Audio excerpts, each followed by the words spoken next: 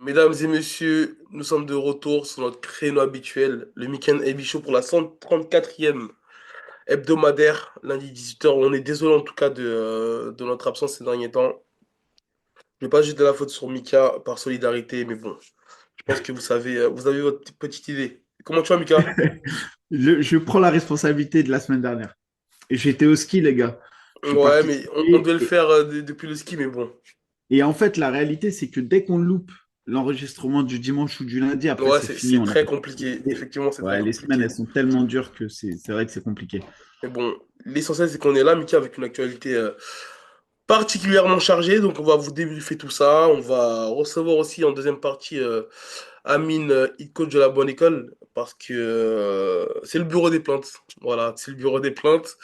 Il a pas mal de choses à dire. Et même pour être honnête, on avait essayé de faire l'enregistrement, mais depuis le Maroc, ça captait pas. Donc, ça a été compliqué un Ouais, petit peu il y a eu des de. problèmes. Et il y Il a y a eu eu des des problèmes de problèmes. connexion. Mais après, c'est normal. Comme on l'a toujours dit, nous, on a un média et on donne la parole. Et quand il y a une injustice, on essaye de participer à ça. Et Ouais. on reviendra plus en détail là-dessus pour la deuxième partie comment dirais-je, de l'émission. Mais là, on va commencer avec des nouvelles toutes fraîches.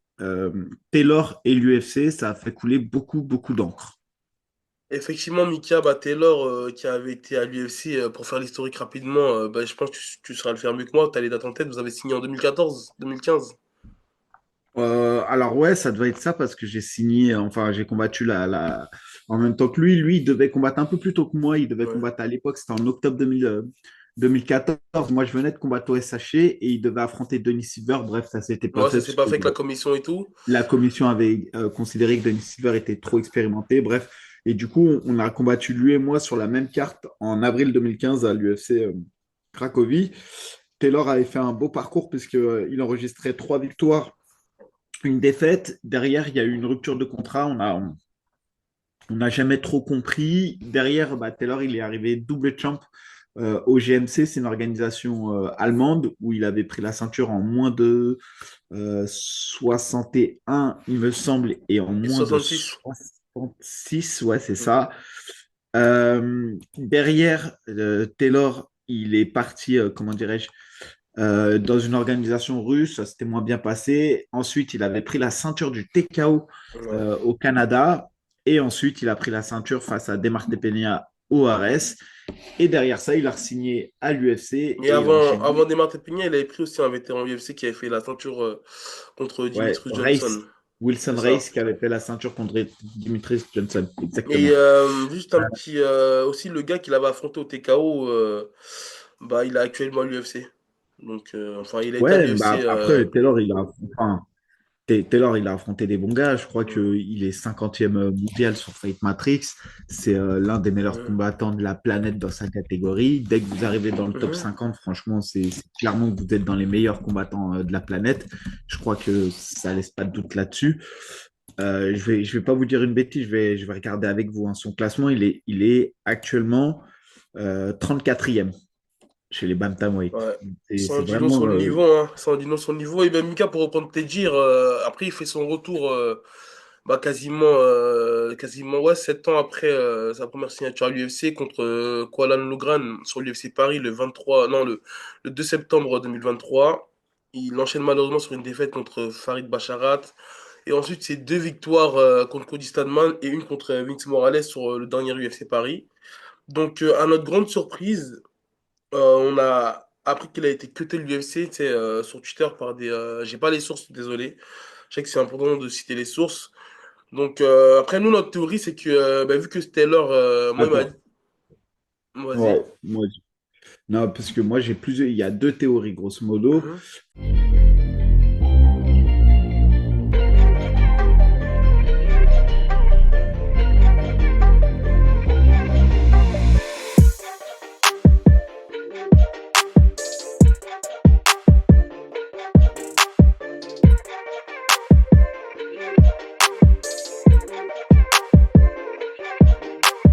Il faut bien comprendre que le contrat de Taylor, il arrive à terme, parce qu'en général, c'est des contrats de 4 combats. Ouais. Et quand vous arrivez au terme de votre contrat, bah, votre contrat est fini. C'est-à-dire que Et ensuite, l'UFC, soit vous renouvelez le contrat, ou soit l'UFC vous sort du roster parce que le contrat n'a pas été renouvelé, entre guillemets.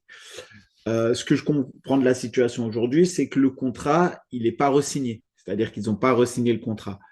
Ça ne veut pas dire, attention, j'insiste, ça ne veut pas dire qu'en gros, il a été cuté de l'UFC. Ça veut dire qu'actuellement, il est plus sous contrat avec l'UFC. En gros, c'est un agent libre. Et que là, ils n'ont pas trouvé forcément d'accord sur les montants financiers, etc. Je pense qu'il y a un peu de négociation. Ma théorie, c'est qu'aujourd'hui, Taylor, il est managé par Ali Abdelaziz. Ali Abdelaziz, c'est un gros manager qui aime aussi les rapports de force avec l'UFC et il y a peut-être une négociation salariale qui se fait avec l'UFC. Moi, je dis, il ne faut pas se oublier Attends, qu'en Mika, forêt. hein, parce que... Ouais. Non, vas-y, je laisse poursuivre, excuse-moi. Ouais, ça c'est ma. Et donc, je dis, il faut pas oublier quand Fares Diam à l'époque, à un moment donné, il a été sorti du roster de la même manière et ensuite on a vu qu'il l'avait réintégré. Et surtout Donc, que ça, c'est Faresiam, il sortait d'une défaite contre Terence McKinney, alors que Taylor, il est sur exactement. 2 victoires consécutives. Exactement. Donc, ça, c'est ma première théorie. Je pense qu'on est juste dans un bras de fer avec de la renégo et que pour l'instant, faut laisser faire, surtout qu'on voit que Taylor est quand même bien silencieux à ce sujet. Donc, je pense que ça veut aussi dire que peut-être il y a de la négociation derrière. Ouais, Ma ça me rappelle... deuxième Ouais. Ma deuxième théorie, et ça c'est une deuxième théorie, c'est que je pense qu'aujourd'hui, c'est pas forcément l'UFC qui quitte en gros Taylor, mais peut-être un choix de Taylor qui dit, grosso modo, j'ai envie d'aller faire plus d'argent dans une autre organisation parce que c'est plus un combattant qui a entre guillemets 20 ans. Taylor, l'air de rien, il a un certain âge dans le MMA et peut-être que il se dit que à 32 ans, il est temps d'aller chercher des gros chèques et pourquoi pas venir, je dis des bêtises, hein, mais pourquoi pas venir au KSW au mois de mai, pourquoi pas aller chercher des gros sous dans des organisations européennes. Je pense que la seule organisation aujourd'hui, pourquoi je cite le KSW, parce qu'il me semble que c'est la seule organisation qui pourrait aligner assez de zéro pour que Taylor puisse venir sur le sol européen et finir peut-être sa carrière là-bas. Et après, on peut aussi se dire qu'il signe un one-shot, étant donné qu'il est agent libre. On peut aussi se dire qu'il fait un one-shot au KSW, il prend le maximum d'argent et derrière, il re-signe à l'UFC. Rien n'est impossible.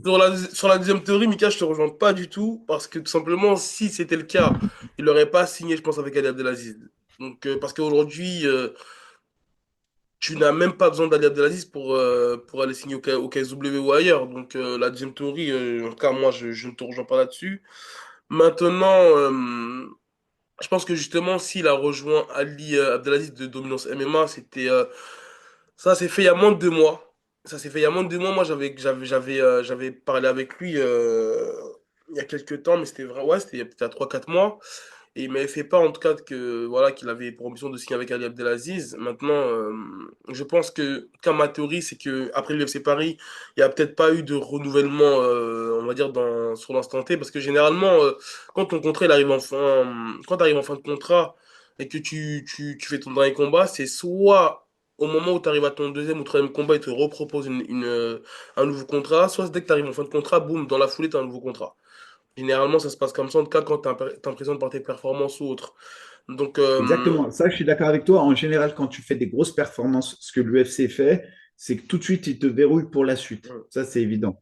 Maintenant, je pense que, comme je t'ai dit aujourd'hui, l'UFC, moi, c'est ma lecture. Attention, je pense ils ont proposé un contrat, mais qui ne correspondait pas aux prétentions salariales voulues par le clan Taylor. C'est encore une fois que mon interprétation. Maintenant, on a essayé d'avoir Taylor pour qu'il en discute. Clairement, il a pas. Par son silence, j'ai compris qu'il ne voulait pas forcément s'exprimer là-dessus encore. Mais vous inquiétez pas, on est dessus. ouais, après, c'est de toute manière, il a pas, voilà, il s'exprime pas souvent, hein. On l'a reçu sur nous à 2 reprises, et après, il fait quelques sorties médiatiques, mais il se fait quand même rare. Donc, ouais, je sais pas où est-ce que j'en étais, Mika, mais je te disais quoi? Je te disais que, ouais, voilà, il a signé avec Ali Abdelaziz récemment. Donc je pense que c'est pour faire poids en fait dans la balance des renégociations comme tu l'as dit et aussi pour voir un petit peu enfin comme moi je l'espère qu'on aura un peu le même cas qu'avec Fares. Donc on sait le poids qu'il a en tout cas Ali Abdelaziz dans le matchmaking au sein de l'UFC donc voilà moi je serais pas surpris de le revoir après. Euh, À la différence de Fares, c'est que Fares, lui, il était sur son premier contrat de l'UFC. Alors que Taylor, lui, il a déjà été cuté une fois. Donc, en tout cas, moi, j'ai pas de souvenir d'avoir vu un combattant qui a déjà été cuté qui, voilà, qui a signé, qui a été cuté, qui a re-signé, qui a été cuté, qui a re-signé. Là, en tout cas, pour le moment, il est plus dans le roster de l'UFC parce qu'il y a un bot, tu sais, il y a un compte sur Twitter qui annonce en fait toutes les signatures et et tous les fins de contrat des combattants. Je crois que c'est roster UFC, un truc comme ça. Donc voilà, il est Ouais, assez c'est en officiel. fait, UFC Roster Watch. c'est ça. Lui, en fait, il a accès à la base de données. Dès qu'il y a un combattant qui sort de la base de données, donc du roster UFC, Ouais. tac, il sort l'information. Lui, il fait tout le temps ça, mais à aucun moment, tu vois qu'il explique pourquoi, si c'est est-ce que l'UFC qui a coupé le contrat ou pas. La seule chose que je peux vous dire, c'est qu'il n'y avait pas de contrat actif entre les deux, puisque Taylor avait fait ses 4 combats. Ouais. Et donc, du coup, on est bien sur aujourd'hui une phase transitionnelle entre est-ce qu'on re-signe un contrat et à quelles conditions, ou est-ce que je vais voir ailleurs. Et on n'est pas sur un contrat qui était actif et qui a été cassé. Ouais. C'est pour ça que je dis, je mets des hauts là et je Ouais, dis moi, en tout cas, ma théorie, c'est que pour le moment, il n'y a pas eu de prolongation parce que on a eu septembre, octobre, novembre, décembre, janvier, février, mars. Ça fait quand même 7 mois. Et ça me paraît long. Donc, je pense que d'où la décision d'avoir signé avec Ali Abdelaziz. Après, nous, forcément, on est chauvin, on est des frères d'armes de Taylor. Donc, on aimerait en tout cas qu'il poursuive son ascension à l'UFC. Surtout qu'en cumulé, il a 6-2.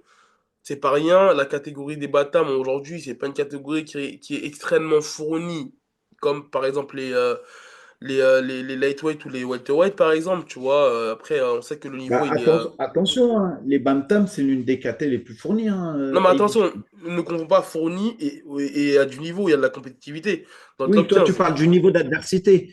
Mais Non, je te là, parle j'entends que je te parle de prospects en termes de nouveaux prospects et tout. Je trouve qu'elle est pas si renouvelée que ça, tu vois. en tout cas, la KT là, chez les Bantam, c'est l'une des plus fournies de l'UFC, hein. Vraiment, hein. C'est l'une des plus Mm. fournies de Tu sais, l'UFC. je crois qu'il y a un site où on peut regarder le nombre d'athlètes qu'il y a par catégorie. Ouais, bah, parce que en plus tu dis, tu sais, si tu dis qu'elle est pas, elle se renouvelle pas, mais quand tu vois Umar Nurmagomedov qui est là, tu as des mecs comme Sean O'Malley qui sont toujours dans le sillon, Petroya, Ça fait combien de temps qu'il est là chez Nomada Mikamen? Ça fait un petit non, non, moment ça là. fait longtemps, non, mais je suis d'accord. Après, toi, tu parles des nouveaux arrivants. Mais dans les nouveaux arrivants, là, tu as McGee, par exemple, il est solide. Mhm. Tu as celui qui a battu Taylor, qui est même pas encore dans le top 15. Bashrat, Il est ouais. plus fort. Ouais. Non, il y a des gars encore. Après, je suis d'accord que tu as des anciens. Quand tu vois Cerudo, José Aldo dans la KT, Rob Font, effectivement, Aniki? Figueiredo, Rob Font, Refonte. Rob Font, j'ai Ok, dit. autant pour Pense moi. pas à inventer des écorchages de noms. Et ouais, après je pense que moi, en fait, en termes du matchmaking, la problématique, c'est que nous, en tant que puristes, en tant que combattants, et même en tant que proche de Taylor, on sait qu'il est super fort, que stratégiquement parlant, c'est du haut niveau, que techniquement parlant, c'est du haut niveau. Maintenant, je pense que si je prends du recul et je prends la casquette random d'un spectateur, même en tant que matchmaker de l'UFC, je pense que ben, on l'a souvent dit, en tout cas moi je l'avais souvent dit, que malheureusement, par exemple, sur ces 6 victoires à l'UFC, je vais vérifier en même temps que vous, mais je crois qu'il y a un seul TKO, c'était contre Rock Lee, il me semble, le tout premier combat à l'UFC.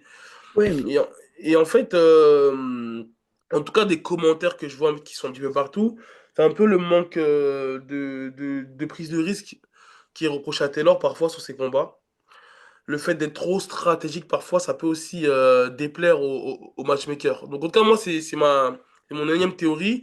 Le fait qu'ils n'ont pas prolongé le contrat parce que la réalité, c'est que il n'y a pas d'autre raison. Là, sur son deuxième contrat, il est sur 3 victoires pour une défaite. Farid Bashrat, on sait qu'il est encore invaincu à l'UFC. Donc voilà, c'est pour moi ma seule théorie parce que je ne vois pas en fait bah, pourquoi on l'aurait coté tout simplement alors qu'il est sur 2 victoires consécutives. Donc ouais, je pense que c'est aussi le fait qu'il y ait pas mal de victoires à la décision, que ça manque de finish malheureusement. Là, c'est 83% à l'UFC, hein, 83% de victoires à la décision non, mais pour c'est 17% évident que de victoires par TKO. Donc le ratio, tu sais, il a quand même un écart. Non, mais c'est évident. Sur 6 victoires à l'UFC, c'est une seule avant la limite.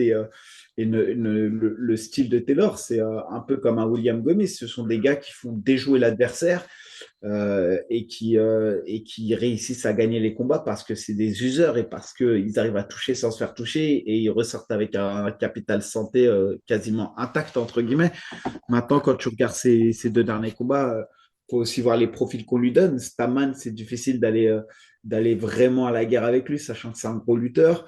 Morales, il y a quand même eu des bons échanges. Après, Morales, il n'est pas tombé, mais je ne vois pas trop ce que tu peux faire de plus. Effectivement, on aurait pu regretter contre Lougrane. Je suis d'accord avec toi sur Lougrane, mais c'était un peu son retour dans la Big League après plus d'un an d'absence. Effectivement, là, c'était un combat qui, à mon avis, était à sa portée pour qu'il puisse le finir.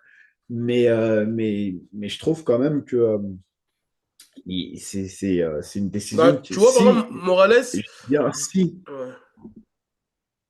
si la décision du UFC se base que sur ça, c'est difficile. Et je pense que on prend des fois, parfois aussi du plaisir à regarder des combattants striker, même si c'est pas des gros finisseurs et tout, que de voir un Pereira qui met KO tout le temps. Tu vois, je pense que chacun aussi a des armes Bah et attention, chacun. Mika, c'est pour ça que j'ai bien précisé que si je prends la casquette du spectateur et Ouais, ouais, même j'ai bien compris, ouais. et même des matchmakers, tu vois. Non, mais je comprends, Mhm. toi, c'est le côté spectaculaire de la chose que tu dis. Après, on va pas se mentir, les combattants français, tous nos combattants français, il y en a aucun qui a de la hype aux États-Unis. À la rigueur, celui qui est le plus hypé aux États-Unis parce qu'il a un mood un peu à l'américaine, c'est Cyril Gann. Mais sinon, tous les autres, j'ai l'impression que genre, ils n'ont pas une grosse cote de popularité aux États-Unis. Peut-être Benoît Saint-Denis, parce qu'il a un style très agressif et c'est un action fighter. Mais sinon, la réalité, faut pas se mentir. À l'UFC, les Français, euh, il y a Nassourdine là qui commence avec ses performances à faire parler de lui. Mais encore une fois, c'est les experts qui reconnaissent en lui un gars super fort. C'est pas le grand public américain. Bah après, c'est normal, ça dépend aussi sur les cartes sur lesquelles tu combats. Ça dépend des cartes sur lesquelles tu combats et ça dépend aussi l'adversité. Forcément, la Soudine, de par ses exploits, il peut être que connu et reconnu tu sais, sur le territoire américain. Manon Furo, je pense, bon, même si on va dire, il manque ce côté de popularité, bah forcément, elle est aussi connue sur le sol américain. Après là, on parle de Benoît Saint-Denis pareil, Cyril Gane pareil, mais les quatre athlètes que je viens de te citer, bah, c'est des athlètes qui sont actuellement dans le top 15 pour Benoît, les autres qui sont dans le top 5 et voilà, combattu, on va dire, Et on oublie souvent, mais il y a Nora Cornell aussi qui est arrivée dans le top 15. Ouais, si on allait en parler, ouais. Même, je crois que elle est numéro 13 actuellement. Ouais, elle Il y a eu monte. du mouvement. Ça veut dire qu'il dégraisse la catégorie. Mais du coup, elle est dans le taille. Et d'ailleurs, elle Euh, va combattre au mois d'avril. Et bah, on va faire le petit débrief sur le combat de de William William Gomis, ouais. Gomis hier. Je te laisse peut-être commencer ou je commence? Je sais pas. Non, je vais juste dire qu'on a essayé de m'inciter à parier. Ah, ah, putain, mais je l'ai écouté, j'ai parié ma maison sur lui. Il a dit à l'UFC, il faut parier ma maison sur lui. Et ma maison sur lui. C'est pas passé loin. Franchement, Non, c'est pas le passé truc, loin. c'est Ouais. que moi, je m'attendais à. Vraiment, j'ai parié sur un finish de Gomis. Je pensais que Gomis, sur ce combat, il allait finir le combat. Euh, pour revenir sur le combat, sur la physionomie de combat, il fait un bon premier round. Euh, il arrive à se montrer très dangereux sur son anglaise et ça, on l'avait déjà vu contre Brito, qu'il commençait à amorcer un travail, même en réaction, hyper dur. C'est-à-dire que c'est difficile parfois de boxer en réaction, mais d'être dur et fort sur ses appuis.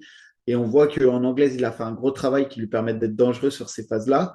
Il y a toujours son travail de middle qui est intéressant, front kick, sa défense de lutte qui est plutôt bonne, même très bonne, parce que il est dans le combat, on va le voir ensuite par la suite, mais il est tombé qu'au troisième round.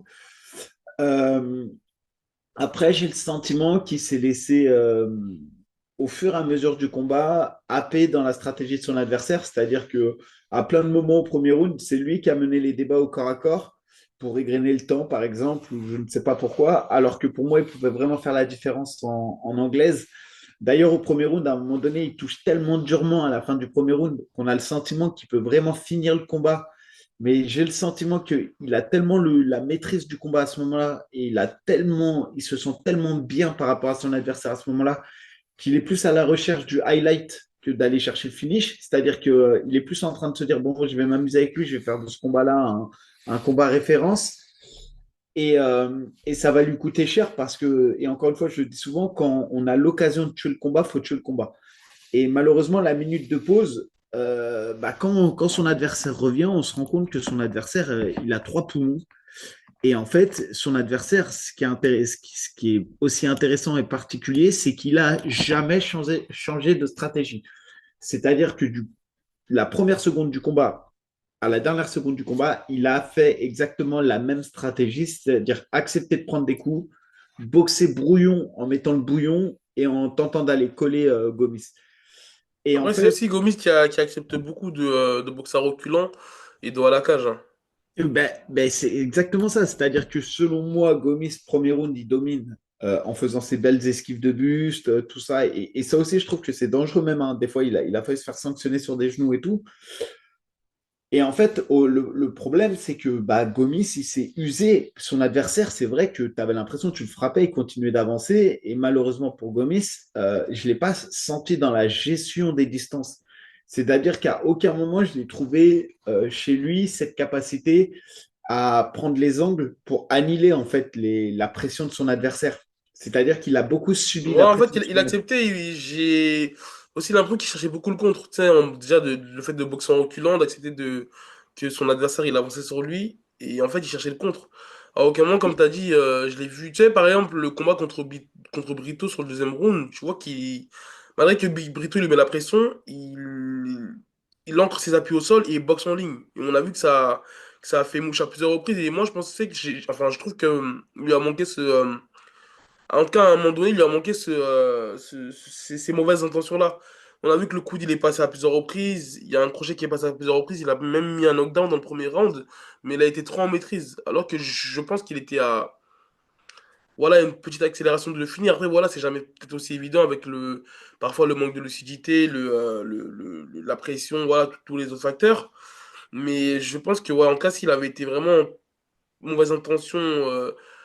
En Carousel, en plus, on a vu qu'il a une grosse projection en boxe anglaise. D'ailleurs, on a vu le père de Samake et Bakary Samake dans son coin avec Benjamin Sarfati. On sait qu'il peaufine sa boxe anglaise là-bas. Donc, en tout cas, moi, j'ai vu l'évolution sur le combat de Brito. Et pour moi, il lui manquait ça. En fait, le fait de boxer en reculant et d'aller dos à la cage, bah, ça fait que son adversaire, il avait juste à avancer sur lui pour aller coller en cage control ou pour aller tu sais, faire des phases de clinch. Donc, forcément, lui, ça le cassait dans sa dynamique parce que même lorsqu'il touchait fort, bah, il se faisait saisir parce il avait le dos à la cage. Donc, c'est assez dommage. Ouais, après, justement, au deuxième round, on voit donc. En fait, le combat, il a fait ça. C'est-à-dire qu'au début, tu as un gars qui est là et un gars qui est haut, et ça a pas, l'autre, il n'a pas arrêté de monter, et il y en a un qui n'a pas arrêté de descendre. Mhm. Et en fait, il y en a un qui a utilisé la même stratégie tout du long, parce que de toute manière, sa seule manière de gagner, c'était d'apporter la bagarre. Et le technicien qui est Gomis sur le combat, qui est largement au-dessus techniquement, en fait, il s'est fait absorber par l'agressivité et par la condition physique de son adversaire. Parce que clairement, hein, son adversaire, techniquement, il est pour Mhm. moi largement en dessous de Gomis. Même le niveau de lutte du mec n'est pas au niveau de la lutte défensive de Gomis. Vraiment, pour moi, Gomis était au-dessus techniquement. Et j'ai le sentiment qu'il y a eu plutôt un manque d'ajustement tactique dans le combat, et notamment au deuxième round. Je pense qu'il a fait preuve de suffisance dans le sens où dans sa tête, il se dit, bah, c'est bon, je domine les débats parce que mes touches sont plus propres, etc. Et sauf qu'à la fin du deuxième round, même si on a un sentiment que Gomis est plus propre et a touché plus proprement son adversaire, la réalité des chiffres montre que son adversaire a mis deux frappes significatives en plus que Gomis. Bon, après moi, c'est vrai qu'à la fin du deuxième round, dans mon ressenti, j'ai Gomis qui est devant. Mais attention, quand je dis ça, je vois bien que le deuxième round, c'est pile ou face. Mais c'est vrai que Ouais. pour moi, à la fin du deuxième round, j'ai Gomis qui est devant parce que c'est lui qui est plus propre, etc. Et je pense que les juges, ils ont favorisé l'agressivité de son adversaire et ils ont favorisé le volume qui a été mis, même si les frappes n'étaient pas nettes. Ouais. Après, c'est discutable et la preuve, c'était une split décision. Ouais, Et ce que je n'ai pas ouais. compris, c'est qu'arrivé au troisième round, Gomis, je pense qu'il accuse le coup aussi physiquement, attention, parce que c'était un combat dur, hein, haute intensité. Mais bah, là, pour le coup, il s'est fait un peu manger par son adversaire. Et c'est dommage parce qu'on voit bien à un moment donné, son adversaire le ramène au sol. Et en fait, on voit que Gomis, il a encore de la ressource parce qu'il n'accepte pas le sol. On voit qu'il arrive à se relever. On voit même que derrière, il tente de reboxer et tout. Ouais. Et donc, je pense malheureusement que dans ce combat-là, il y a eu peut-être un peu de suffisance. C'est-à-dire qu'ils se sont dit, c'est bon, on gagne les deux premiers, on va gérer le troisième. Ou même au deuxième round, ils se sont dit peut-être que quand ils ont abordé le deuxième round, à la vue de ce qui s'est passé au premier round, ils se sont dit, c'est bon, c'est gagné dans la tête, tu vois. Et c'est dommage parce que clairement, c'était un combat qui était à la portée de Gomis. Encore une fois, pour moi, Gomis est 10 fois meilleur que l'adversaire qu'il a Ouais. affronté hier. Même s'il a perdu, et c'est ça qui est ouf en MMA, c'est qu'un mec qui est moins bon techniquement peut gagner un combat. C'est juste que son adversaire, il avait plus envie, entre guillemets. Il a accepté plus de sacrifices, c'est-à-dire qu'il est vraiment parti chercher sa victoire. Il aurait pu gérer sa défaite et Mhm. pas rentrer et tout. Il a accepté de prendre des coups et il a usé au final Gomis.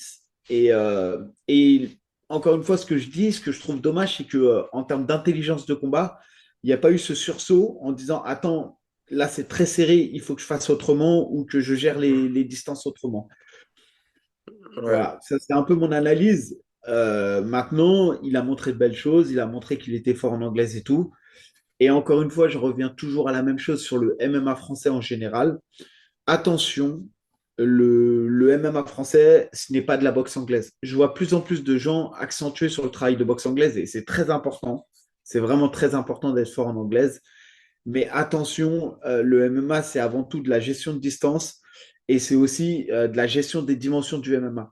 Si à un moment donné, vous n'êtes pas dans la capacité de mettre de l'incertitude dans le combat, ça va être difficile de placer son anglaise.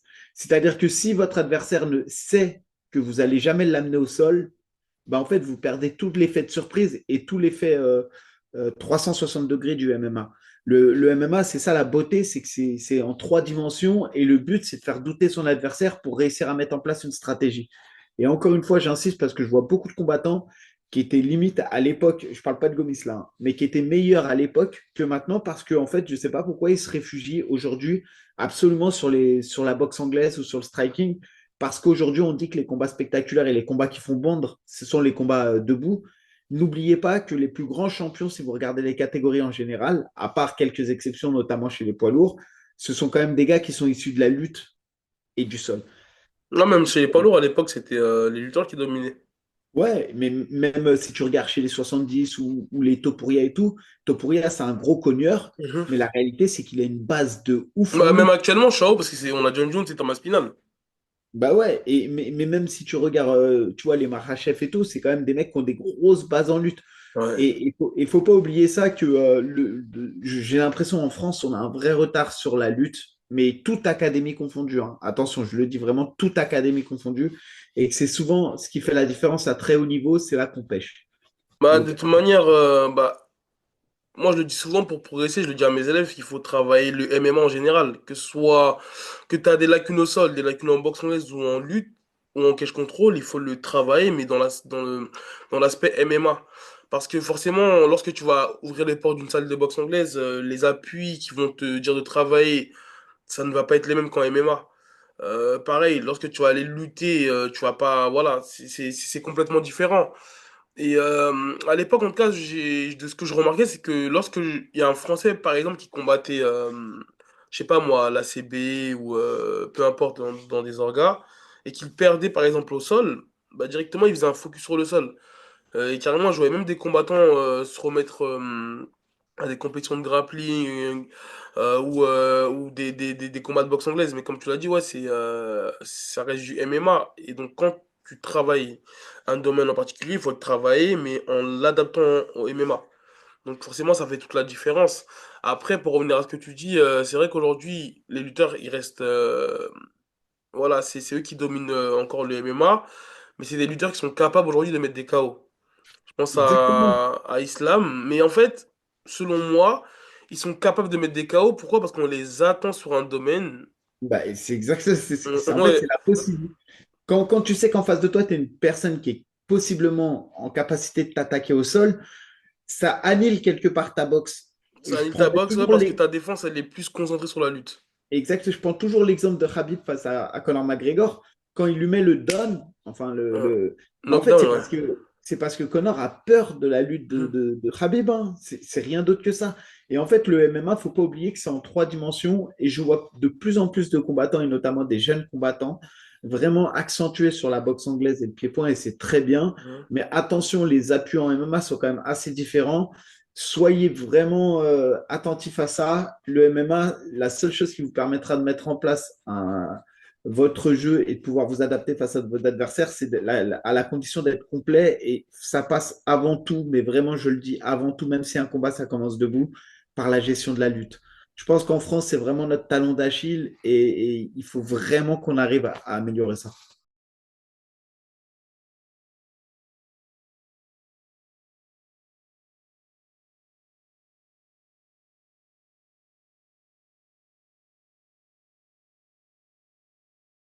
Ouais, et en fait, pour ceux qui pratiquent pas forcément, ce qu'on essaie d'expliquer, c'est qu'en fait, que ce soit en sparring ou lors des préparations de combat ou même en combat, en gros, le but, en tout cas de ce que nous on explique, c'est de faire croire à l'adversaire qu'on va lutter pour boxer et faire croire à l'adversaire qu'on va boxer pour lutter.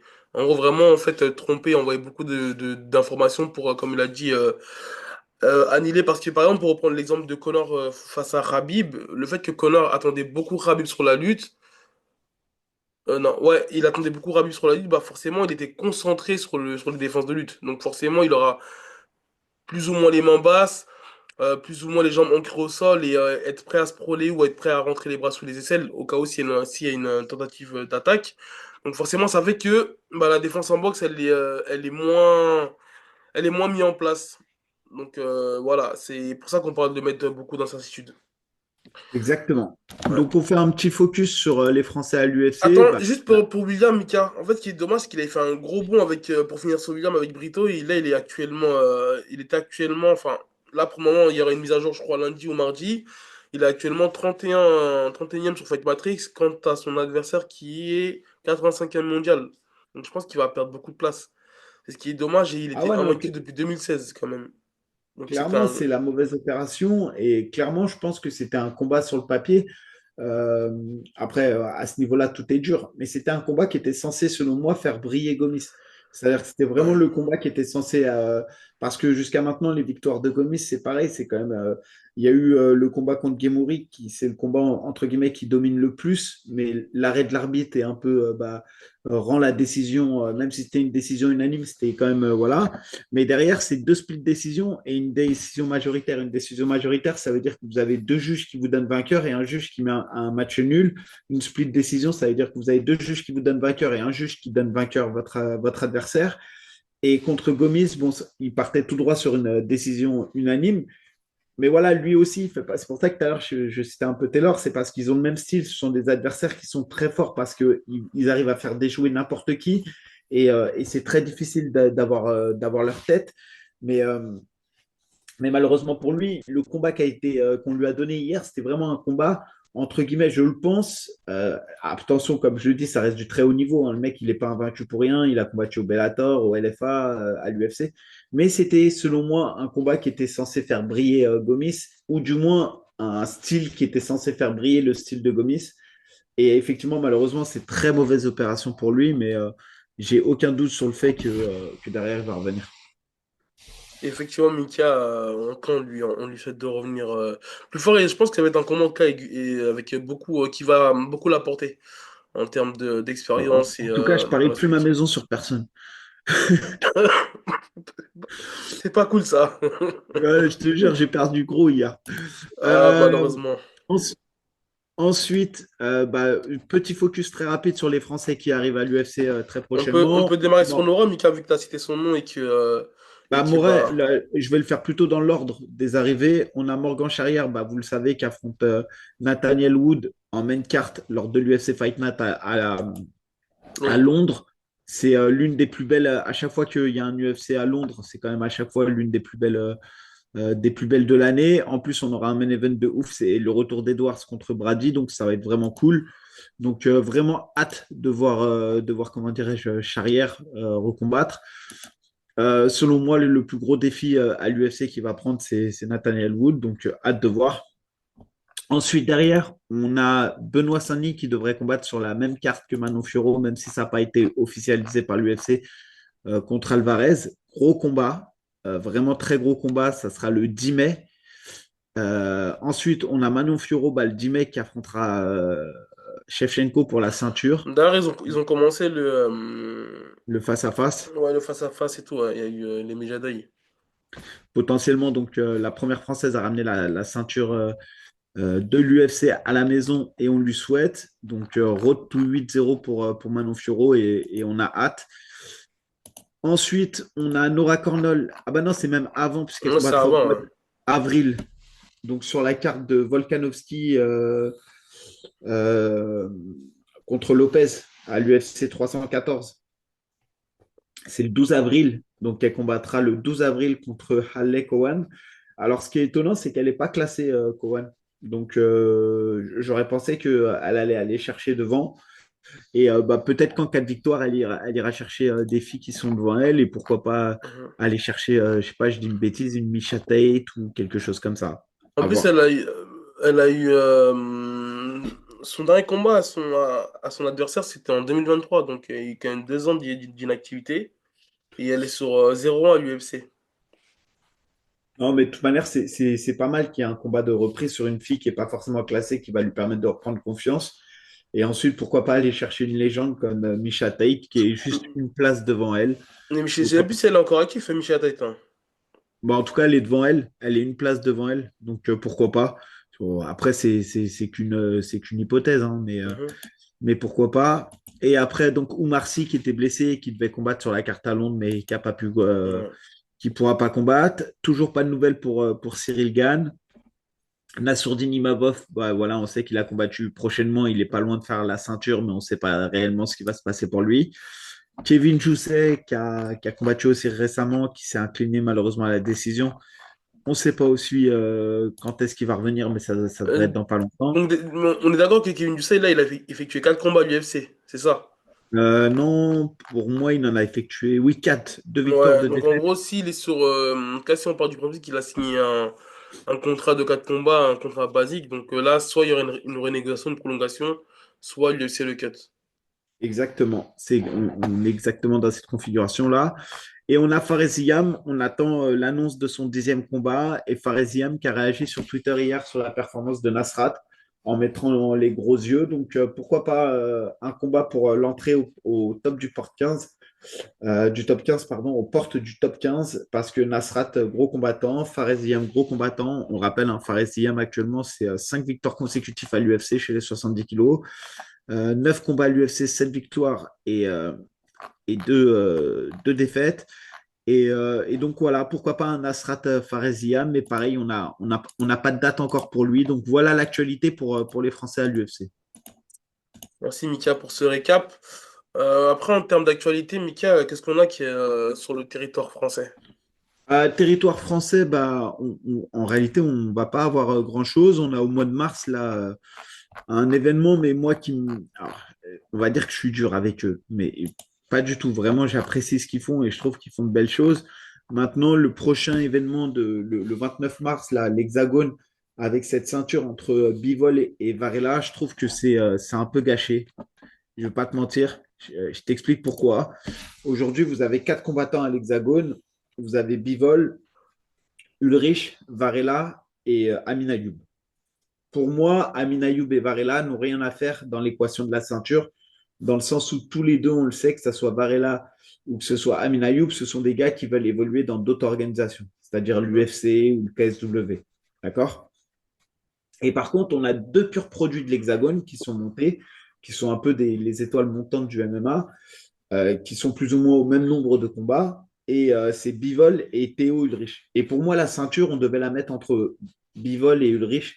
Moi, Et à mais la les autres rigueur, le détenteur, c'est Varela. ouais, mais il l'a abandonné quand il est parti au KSW. S'il avait Ok, gagné la ceinture contre Parnasse, crois-moi qu'il ne serait jamais revenu, hein. c'est sûr. Moi, on est Et, d'accord. et ce que je veux dire par là, en fait, c'est que c'est un peu le problème des grosses, moyennes organisations en France, c'est qu'ils ont affaire dans leur roster à des gens qui démarrent et qui sont forts Mhm. et qui créent des stars. Et vous avez affaire à des gars qui sont des anciens du MMA qui viennent et parce qu'ils sont soit en transition ou soit parce qu'ils reviennent d'une grosse organisation. Mais je trouve que c'est dommage de les mettre dans l'équation, même si je sais que c'est la difficulté pour les organisations. Mais pour moi, voilà, vraiment, Varela et comment dirais-je, et Amin Ayoub, il faut les sortir de l'équation de la ceinture, dans le Non, mais... sens Ouais. où ils ont trop d'expérience pour aller affronter des Bivol ou des Ulrich.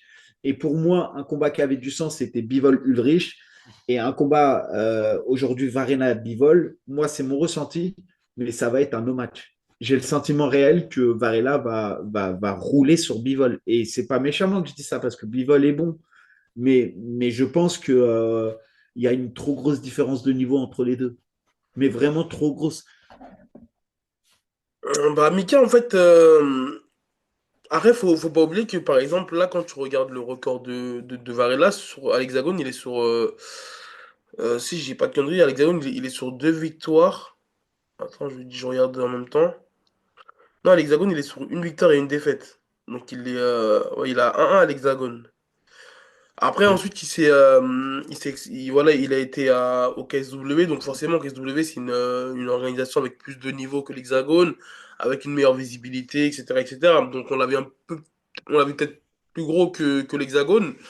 Surtout qu'il y a eu toute la communication autour du combat entre Paranas et Varela. En tout cas, voilà, on a vu le niveau d'écart qu'il y avait entre les deux. Donc, pour moi, pour le moment, en tout cas, même s'il a fait des belles performances, hein, Varela au sein du KSW, même il a, je crois, même battu le record du KO le plus rapide à un moment donné avec un kick au corps. Mais de là, le sortir de l'équation de l'hexagone, en gros, si je comprends bien ce que tu veux dire, c'est qu'il est, selon toi, plus gros que l'hexagone. Bah, non, pas plus gros que l'Hexagone. Trop. En fait, il faut que l'Hexagone ils choisissent leur politique. Soit je fais monter mes gars et je donne la ceinture aux gars qui sont vraiment là, ou soit je donne la chance aux vétérans qui sont là et qui sont juste Ouais. là pour en transition. Et pour moi, ça n'a pas de sens dans l'histoire de l'Hexagone de mettre une ceinture et d'aller envoyer au front Nicolas Bivol qui a 28 ans, qui a un palmarès de 6-1, qui est numéro 500 mondial, enfin 467e Mhm. mondial qui va affronter Varela, qui a un passé en striking de ouf, qui est sur une série de victoires consécutives impressionnantes avant cette défaite contre comment dirais-je, contre Saladin Parlas au KSW, et qui est numéro 116 mondial. Et tu Mhm. vois bien qu'il y a une grosse différence de niveau, et pour moi, c'est nul. Si tu écris l'histoire un peu dans ton organisation, tu Ouais. fais Théo Ulrich contre Bivol. C'est ça l'histoire. L'histoire de l'Hexagone, elle est là. Ensuite, que Varela veuille revenir avant d'aller affronter au KSW le top 5 du classement et qu'ils veulent se refaire un peu la santé, je veux bien.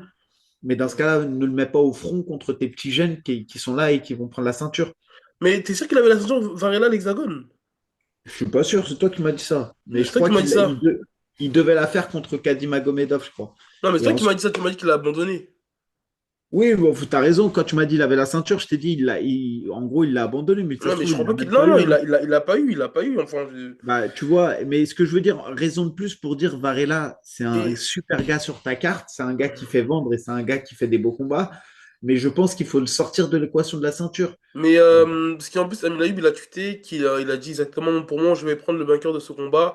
Qui voyez-vous gagner et pourquoi? Personnellement, je vois Bivol. Voilà, c'est les dires d'Amine Ayoub. Non, mais Donc, c'est jamais de la vie, jamais de la vie. Je pense pas, hein. Après, peut-être je me trompe, mais je pense pas. Et de manière générale, si je devais faire mon classement dans les quatre combattants, je mettrais Varela légèrement devant au vu des dernières performances. Ensuite, je mets Amin Ayoub. Ensuite, je mets Théo Ulrich. Et ensuite, je mets Bivol. C'est-à-dire que pour moi, même Ulrich est selon moi plus polyvalent et meilleur que Bivol. Donc, en faisant Varela Bivol, pour moi, c'est le grand écart absolu en termes de mhm. niveau.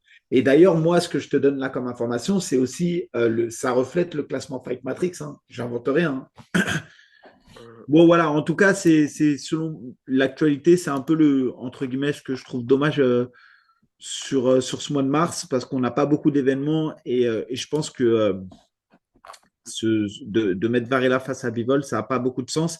Et j'aurais mille fois préféré avoir un Bivol Théo Ulrich et un Varela contre un étranger sur la carte, par exemple. Donc Ouais. voilà. Et ensuite, au mois de mai, ça sera un très, très, très, très gros mois pour le MMA français parce qu'on aura, mais on y reviendra prochainement, on a le Ares qui revient. Enfin, avant le Ares, on va avoir le KSW qui va revenir à Lyon le 10 Quoi la mai. date? C'est le 10 mai, ça à Lyon, ok. Je crois que c'est le 10 mai, ouais. Ensuite, on a le Ares qui arrivera Il y a le. moyen qu'on le voit sur la carte? Je peux pas te dire. Non, mais non, c'est pas une question piège. Ah, Est-ce ouais, qu'il y a eu des pourparlers ou pas? il y a des discussions.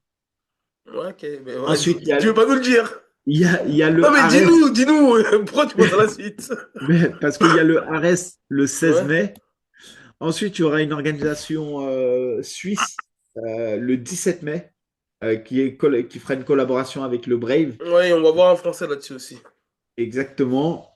Et enfin, bah, on aura aussi ce fameux UFC avec d'ailleurs le même soir que le KSW, mais ça sera en horaire décalé où on aura normalement Manon et comment dirais-je, Benoît Saint-Denis. Et ensuite, c'est pas fini, à Bordeaux, le 24 mai, il y aura un hexagone. Et normalement, sur cet hexagone, si je disais pas de bêtises, hein, sur cet hexagone, le 24 mai à Bordeaux, normalement, il devrait y avoir Ibra et Greg MMA ou l'un des deux. Ok, Donc, et du coup, toi, c'est quoi? C'est un pourparler pour affronter un français ou un étranger? écoute, on m'a proposé des prénoms, c'est en Des négociation. français ou des étrangers? Hein, c'est un mec qui parle français mais qui est étranger.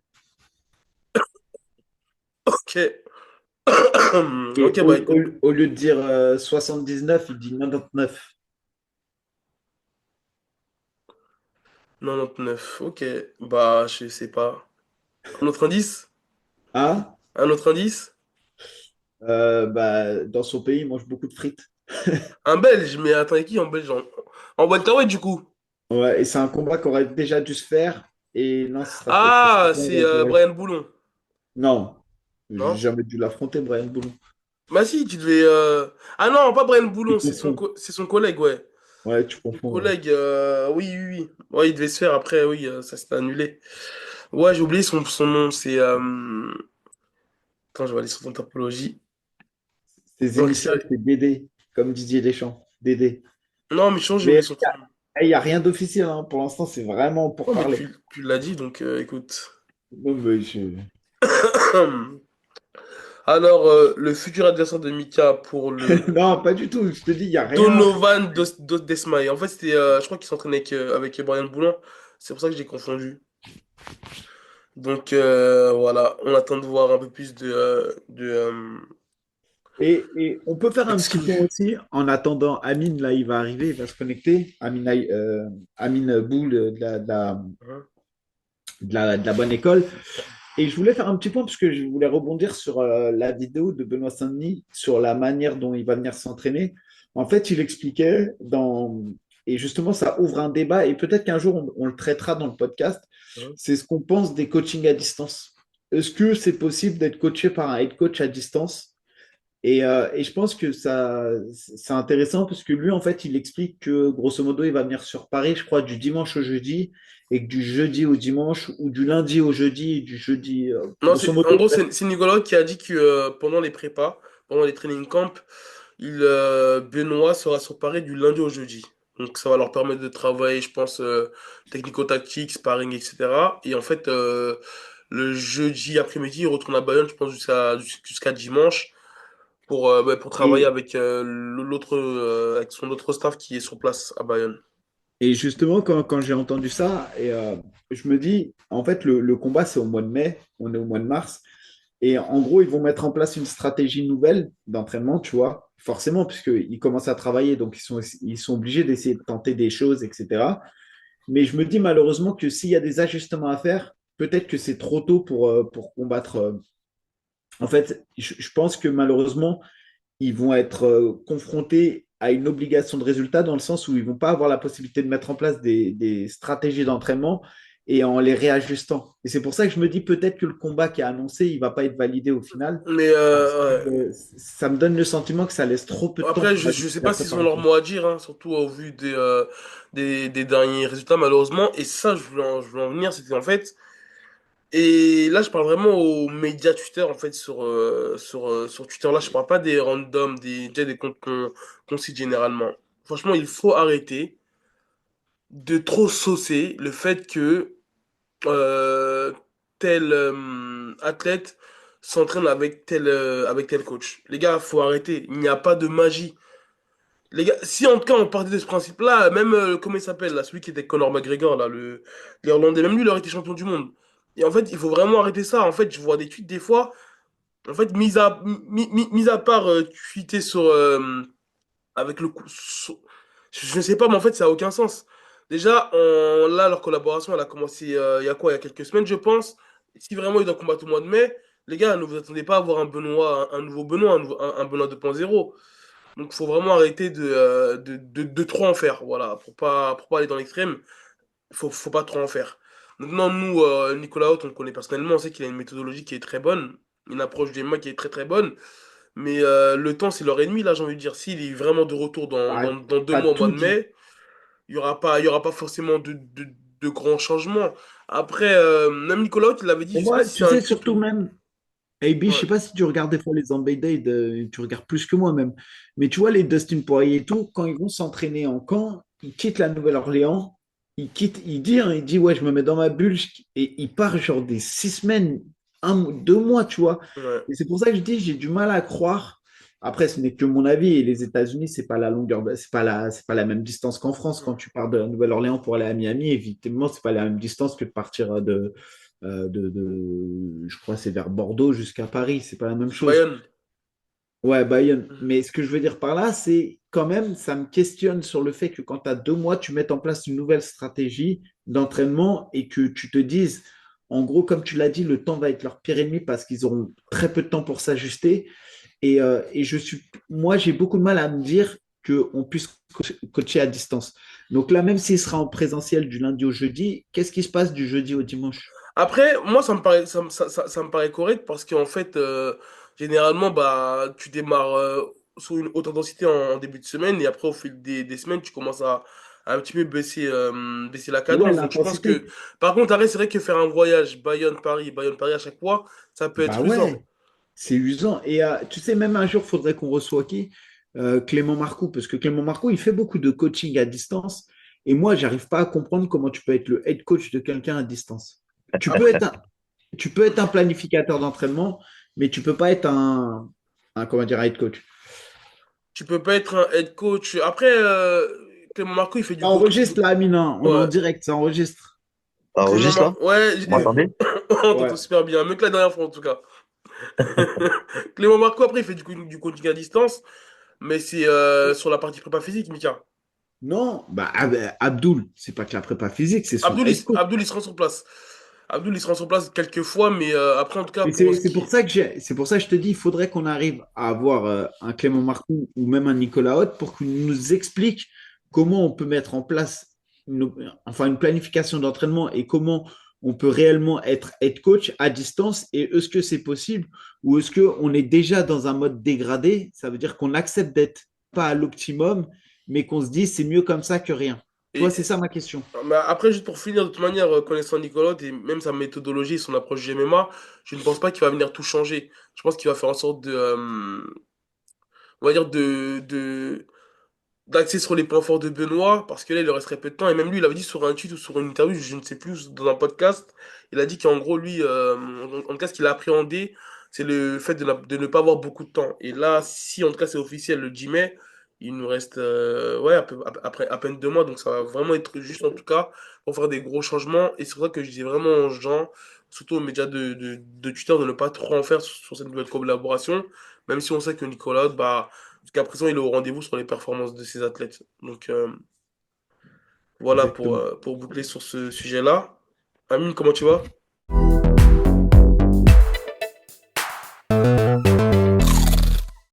Ça va ou quoi les mecs? Ça y est, Ouais, ça va. t'es stable sur la connexion? Ouais, ouais, c'est bon, je suis à domicile, donc c'est bon. Amine, Ok. comme je disais en début de podcast, pour être transparent, on a essayé de l'enregistrer, mais t'étais au Maroc et la connexion était instable. Donc voilà, pour être tout transparent avec vous. Ouais, ouais, c'est vrai, j'étais en vacances, on a essayé de faire ça, mais ça faisait que sauter. Et du coup, on a dit, bah vas-y, on va refaire ça la semaine prochaine quand je rentre. Et voilà, maintenant On c'est Ouais, bon. ça souhaite. sera beaucoup plus propre. Moi, je vais faire la présentation du coup. parce qu'on on enchaîne direct. Donc, pour ceux qui ne connaissent pas, c'est Amin Boudexdam, le head coach de la team La Bonne École. La Bonne École, c'est une team qui est uniquement et exclusivement localisée à Montpellier. La Bonne École, elle a rayonné notamment grâce à l'un des combattants qui n'est d'autre que Elias Boudegzdam, donc ton frère, qui a été d'ailleurs le premier champion du Brave, qui évolue actuellement au PFL Mania, enfin en tout cas qui a été engagé dans le tournoi PFL Mania. On l'a aussi vu notamment au Ares, parce qu'il a affronté pour la ceinture Peña. On a Laïd Zerouni aujourd'hui aussi qui fait rayonner l'école parce que bah, au KSW, c'est juste assez grandiose ce qu'il fait là-bas. D'ailleurs, il me semble que il a été élu cette année le combattant, la recrue de l'année 2024 chez les étrangers. On a des gars aussi comme Malek Ben Moussa qui se sont illustrés au COF et on y reviendra. Et il y a aussi des amateurs très bons. J'ai oublié le nom, mais il y a un gars qui a gagné une sorte de télé-réalité, mais tu en parleras mieux que Corentin. moi. Ouais. Grosso modo, c'est pour moi, en tout cas, je le dis souvent, la meilleure école de Montpellier. Et avec la team de Foissard à Marseille, ce sont les deux écoles et la team de Aldric Cassata à Nice, ce sont les trois écoles qui sont les meilleures du bassin méditerranéen. Merci pour ta présentation, frérot. Merci. Ben ouais, ben pour revenir, voilà, moi je suis le head coach de la bonne école. Je m'occupe principalement des professionnels, des amateurs confirmés. J'ai pu former des coachs comme Hakim, maintenant qui s'occupe des amateurs loisirs et qui nous forme les futurs champions. En fait, ce qu'on fait, on a un format où les mecs qui débutent le MMA, ils passent par Hakim. Et dès qu'ils sont mûrs, dès qu'ils sont aptes à participer aux entraînements avec nous, on les fait monter avec nous avec les pros. Voilà, et on a aussi une section enfants que je gère aussi. Voilà, le premier champion qu'on a eu, entre autres, c'est mon frère, Elias, qui a été 3 fois champion du Brave et maintenant qui est au PFL. Voilà, qui va retourner tenter sa chance parce qu'il y a eu une erreur technico-tactique sur la demi-finale l'année dernière. Et il s'en veut à mort. Il sort de sa dépression à peine là. Il a repris l'entraînement il n'y a même pas une semaine. Parce qu'il s'en veut d'avoir laissé passer ça face à un adversaire qu'il aurait pu battre 100 000 fois. Mais bon, c'est comme ça, on sait c'est quoi le MMA, hein. Et du coup, ben, cette année, il va retenter sa chance en essayant voilà, d'aller au bout. Parce qu'au bout de ça, si on arrive à gagner le tournoi à 100 000, on est pris sur le tournoi à 1 million. Donc, c'est intéressant. Après, on a l'Aïd, comme tu as dit. Bon, en fait, je parle d'eux parce que c'est des gens que j'ai eus depuis le plus jeune âge. Voilà, comme Laïd, comme Moumen et comme d'autres, mais voilà, c'est le noyau que j'ai pu former. Et Laïd, maintenant, qui a tout raflé au KSW, là, combattant de l'année, recrue de l'année, KO de l'année, il a tout raflé. Et, euh, et voilà, je peux pas encore dire, mais il est prévu très prochainement sur une Il, grosse il- carte il est prévu du pour le 10 mai, KSW. il est prévu pour le 10 mai à Lyon, c'est ça? Je pose la question. Ouais, ouais, ouais, ouais. Et on Il peut est, avoir il est prévu l'adversaire ou où? pas? Non, je peux pas te donner Parce qu'il l'adversaire. il a tweeté qu'il y avait l'adversaire, la date, le lieu. Ouais. Même pas un Non, indice? je peux pas te donner l'adversaire parce que en tout cas, c'est quelqu'un qui est très, très bien classé dans le top 10 du KSW. Donc pour nous, c'est le dernier contrat, dernier combat du contrat. On a déjà renouvelé le contrat. Mais c'est le dernier combat qu'on va faire sur le premier contrat qu'on a signé avec eux. Ok. Et on voulait quelqu'un pour passer, voilà, Une pour étape, ouais. rentrer, ouais, passer une étape et rentrer vraiment dans les petits papiers du KS. On voulait un mec chaud, et ben ils nous l'ont donné. Voilà, maintenant j'espère juste que le combat va se faire Hmm. parce que comme voilà, tu as dit, c'est le 10 mai, donc c'est en France. Euh, c'est FMMAF, c'est contrôle antidopage, etc. Et voilà, j'espère juste qu'ils vont pas nous planter pas le KS, mais que l'adversaire va pas nous planter au dernier moment. Voilà, c'est ma crainte. Mais non, voilà, il est pas loin d'être la tête d'affiche de la soirée. Donc c'est beau pour nous. Et Et d'ailleurs, une petite question, vu qu'il était champion de l'Hexagone, est-ce que vous êtes toujours aussi au sein de l'Hexagone? Non, vraiment, c'est une question que Bah, t'aimes plus que Euh, la merde, toi. non, jamais. Tu connais hein, Ah, le Je vous ouais. bichon, on jure, aime les non, croustilles. je On vous aime les jure. Ouais. croustilles. Amine, je te jure que c'est une question que je me pose. Parce que tu vois, par exemple, on parlait de ça tout à l'heure avec Varela qui va faire la ceinture. Et en fait, lui, on sait qu'il a jonglé entre les deux. Et là, le fait qu'il a perdu contre Saladin Parnasse, bah, il revient à l'Hexagone. Donc, non, vraiment, c'est pas une question pour. Pour Voilà. nous, revenir à l'Hexagone sans manquer de respect à l'Hexagone ou quoi que ce soit, mais Mhm. c'est un pas en arrière. Mhm. On peut plus, après le parcours qu'on a fait au KSW, les performances qu'il a fait, on a un niveau là où financièrement, il est très loin de toucher ce qu'il aurait pu toucher à Ouais. l'Hexagone. On a discuté longtemps avec l'Hexagone, et puis voilà, on a réussi à trouver un arrangement. Et voilà, je pense pas qu'on revienne sur l'Hexagone. D'ailleurs, je crois qu'ils ont donné la ceinture à Mathieu Leto, je crois. Je sais pas si c'est une intérimaire ou Ouais, c'est si, une si, si, finale. Enfin, ouais, j'ai pas ouais, il très a bien fait. compris. En Ouais, fait, je crois que c'est une. c'était Laïc qui était champion disputé et Mathieu qui était champion intérimaire. Donc, finalement, en fait, Ouais, bah, vu que vous continuez au KSW, c'est Mathieu qui est champion contesté maintenant, quoi. voilà. Et Et pourquoi nous, pas Mathieu qui vient au ouais. KSW? Ça serait bien, ça. Eh Avec, ben ouais, pourquoi pas. Chacun son chemin. Après, de toute façon, ils devaient déjà se rencontrer, mais bon, on peut pas C'est pas fait, rencontrer ouais. ouais, on peut pas rencontrer un Mathieu Leto qui est un adversaire dangereux, bon, sur un combat à l'Hexagone pour une petite somme, tu vois. Nous, il n'y a pas de problème de l'affronter, mais il faut que ça soit cohérent avec ce qu'on fait et et là où on veut aller, tu vois. Et du coup, ben voilà, j'ai réussi à longuement, après discussion avec Mathieu et Jérôme, on a réussi à trouver un arrangement et voilà, maintenant on continue au KS, on est bien au KS. Voilà, ils ont demandé qu'on fasse nos preuves, on a réussi à faire nos preuves et Mhm. maintenant, franchement, on va plus bouger de là-bas, quoi. Voilà. Et après, pour pour donner une finir là, idée, hein, ouais, juste hein, pour donner une idée sur les classements Fight Matrix, Light Zeroni, il est actuellement 119e mondial chez les middleweight et Mathieu Leto 310. Donc ça rejoint ce que tu ça, dis. Tu peux pas pour. ça a été un argument pour moi, ça aussi, tu vois. Mhm. Euh, on peut pas faire un pas en arrière, tu vois, c'est pas possible dans la carrière d'un combattant. En fait, on a tout à perdre, tu vois. Tu prends Mais c'est ce Mathieu. que j'explique. Ah Avec oui, Varela, c'est encore pire. Tu vois, Varela, il est 110e chez les lightweight et Bivol, il est 466e. Tu vois, selon moi, c'est un non-sens. Enfin, pour moi, hein. je peux pas je peux pas me prononcer sur ça, mais pour moi, je suis tout à fait d'accord avec toi. C'est pas logique du tout, du tout. Après, t'as vu, les tenants, les aboutissants, on les a pas toujours. Varela, il a dit qu'il arrêtait, maintenant il revient, tu vois. Euh, j'ai vu qu'il s'entraînait, il s'entraîne fort en plus.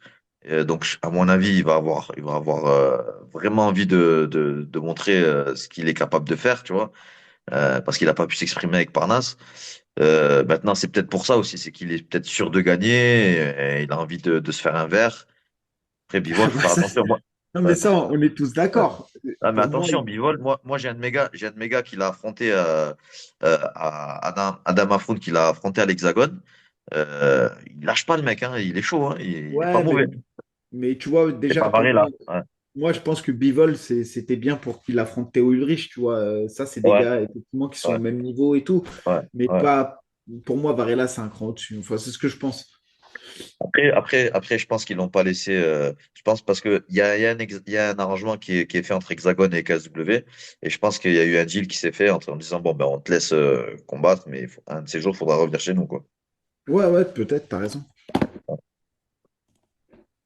Et Et après, ensuite, tu as ben, des gars ouais, comme juste, justement ouais, voilà, Amine pour finir. Boisa ou Corentin Roux. Voilà, c'est ça.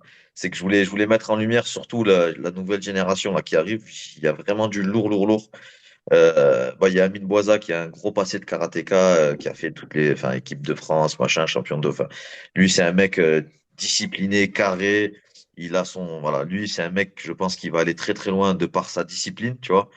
J'ai Corentin Roux qui a gagné la MMA Academy, qui a fait qui a passé des sélections et qui a gagné un mec qui était archi chaud, là, Kenji Aliaman, Kenji Alaman. ouais, qui a réussi à le battre, qui normalement devait continuer au COF, mais bon, On connaît tous les histoires du COF. Je pense qu'on aura l'occasion d'en parler après. Mais normalement, il devait avoir un contrat au COF. On n'a jamais reçu de contrat. Et puis bon, lui va passer. Je pense que je vais le mettre en pro parce qu'il est mûr pour faire du pro. J'ai le petit Ali Khan à 57 là qui avait fait super KO au FMMAF qui lui va performer de ouf. Après j'ai Malek Ben Moussa qui va continuer son ascension qui est très très fort et voilà, je veux pas oublier les autres mais il y a toute une équipe d'amateurs aussi qui il y a un truc qui va se faire d'ailleurs là bientôt, je sais pas si je peux en parler parce qu'hier j'étais dans un événement qui se fait à la TFT qui s'appelle Castagne. Tu sais, tous les mois ils font un événement pour des amateurs. J'ai mon gars qui a fait un main event là-bas et j'ai rencontré le promoteur du Rose qui est à Toulouse. Et bon, je le dis, hein, c'est pas grave, c'est pas une. Ils vont lancer un tournoi par équipe pour les amateurs. Et un truc qui est bien fait, bien monté, ouais, bien monté. Ouais, c'est Et ils une vont sorte de lancer ça. Supreme League. Ouais, Supreme League, mais c'est intéressant parce qu'il va y avoir de la monnaie derrière, c'est financé et tout. Ouais. Et du coup, on va enfin, nous, je pense qu'on va y participer. Et eux, je pense qu'ils ont dit qu'ils allaient prendre les 10 meilleures équipes françaises au classement FMMAF. Et puis qu'ils allaient faire ça je crois que c'était sous une année. Et voilà, derrière, il y a de la thune pour les amateurs. Et ça mettra en lumière les équipes françaises, tu vois. Et c'est Ça, quoi c'est bien. le nom de leur gars? C'est le Rose de ça à Toulouse, Rose Fighting Championship. Rose, comme parce que c'est à Toulouse, la ville rose. Mhm. Donc, ils avaient fait, je crois, un événement l'année dernière déjà où il y avait des amateurs. Ils avaient fait un truc, je Ouais, crois. je Et, regarde. et là, ils vont faire un truc par équipe, tu vois. Donc, on va pouvoir faire parler nos amateurs, tu vois. Voilà. Donc, ça, c'est cool. Ok, bah écoute, top. En tout cas, c'est l'actualité de la bonne école. Et mis à part, comme tu le disais, Elias et. Ça s'appelle le Rose Championship. Et pour l'instant, ils ont organisé une seule organisation. C'était à Toulouse et c'était le 24 mai dernier. Voilà, Voilà. pour Mais la là, petite information. là, ils vont lancer un truc. J'ai discuté avec eux hier. Et c'est intéressant, tu vois. C'est bien. Et moi, le format par équipe comme ça, pour nous enfin, moi, pour moi, tu vois, qu'il y ait plusieurs combattants dans plusieurs KT comme ça en amateur, je trouve que c'est terrible. Moi, j'aime bien. En J'aime plus, bien le mettre. ça m'a l'air d'être bien organisé, hein, mais par contre, j'en avais Mais jamais c'est entendu vrai. parler. Après, on vous voit peu aussi sur les événements comme c'est dommage, comme le PEF, comme l'AEF. Quoique l'AEF, Et je la crois EF, qu'il il y avait est allé. Nézar. Il y a Mais Nézar qui a même combattu. Ouais. le 100% fight ou le Muay Thai Grand Prix, mais Ben, format MMA. après toi-même, tu sais, on est de Montpellier, du Sud. C'est pas, Ouais, c'est dur. c'est toujours Paris, Paris, Paris, Paris, jamais pour nous. Et voilà, c'est pour ça que dans le sud, il y a un peu des trucs qui se font là, tu vois. Il y a des événements qui se font tous les mois dans des, ils passent par la Fédé de Quimpo. C'est référencé sur Tapologie. Donc on essaie de se bouger un peu nous dans le sud, mais c'est vrai que voilà, on est très rarement appelé. Moi, tu vois, j'ai une dizaine d'amateurs qui combattent. Et on peut aller au 100% fight, on peut aller partout sans problème, tu vois. Après, ça reste toujours le problème du transport, toi, tu sais, de l'hôtel, du machin. Mais nous, on se déplace pour ça, il n'y a pas de souci. Mais bon, on n'est pas conviés, donc voilà. Ok. Et du coup, bah, on va y venir parce que c'était aussi l'objet comment dirais-je, du podcast. Les problématiques avec le COF actuellement, moi, c'est un problème, encore une fois, je le dis, en tant que combattant, je trouve que c'est l'un des pires trucs qui peut arriver à un combattant, c'est de combattre et de ne pas être payé. Une fois, ça m'est arrivé à l'époque, moi, et c'était de l'argent sur lequel je comptais. Et en fait, le fait que j'ai pas été payé m'a mis en grosse galère. Et la chance que j'ai eue, c'est que derrière, il y a un média polonais qui s'est emparé du sujet, qui a fait un article dessus. Et grosso modo, ça a contraint le promoteur polonais à me payer. Sinon, j'allais jamais te payer. Et c'est grâce aux médias polonais que j'ai été payé derrière. Et c'était une grosse organisation, ça s'appelait le PLMMA. Et c'est comme ça que j'ai été payé. Et c'est pour ça qu'en tant que média, en tout cas, nous, on a toujours dit qu'on donnerait la parole aux associations et aux teams et aux combattants qui malheureusement combattent et n'ont pas été payés. Et on le sait aujourd'hui, mais tu vas en parler un peu et après je prendrai aussi le relais, que le COF ont des gros arriérés de non payés et on s'en fout, que ce soit les prestataires de services et tout, c'est autre chose. Mais sur des combattants, malheureusement, je trouve, le pire truc qui peut arriver. À toi la Ben, parole. ouais, ben déjà, c'est cool, ouais, c'est cool de me donner la parole sur ça en tant que coach, tu vois. Euh, vous avez la double casquette d'être, voilà, de faire un peu de médias et d'être combattant. Alors déjà, vous, en tant que combattant, tu subis l'injustice de pas être payé, ça fout les boules, tu vois. Et voilà, je pense que tout le monde aimerait avoir un peu d'aide, un peu de visibilité pour parler de ses problèmes. Et du coup, ben, c'est cool de nous laisser parler de ça.